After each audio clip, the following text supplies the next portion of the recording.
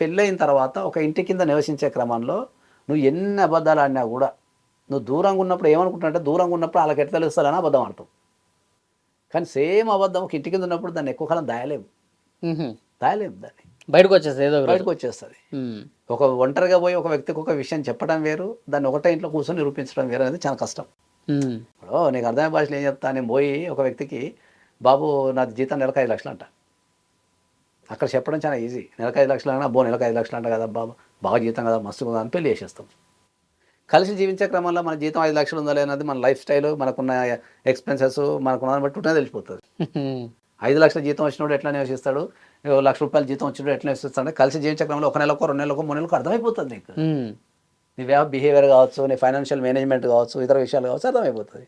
అప్పుడు ఏమవుతుంది, నువ్వు 5 లక్షల జీతం అని చెప్పి పెళ్లి చేసుకున్నావు, ఇప్పుడు 5 లక్షల జీతం లేదు, ₹1,00,000 ఉందని కూడా స్టార్ట్ అవుతుంది.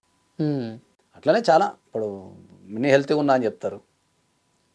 హెల్తీగా ఉన్నా అని ఇప్పుడు హెల్తీగా ఉన్నా నీతో చెప్తా.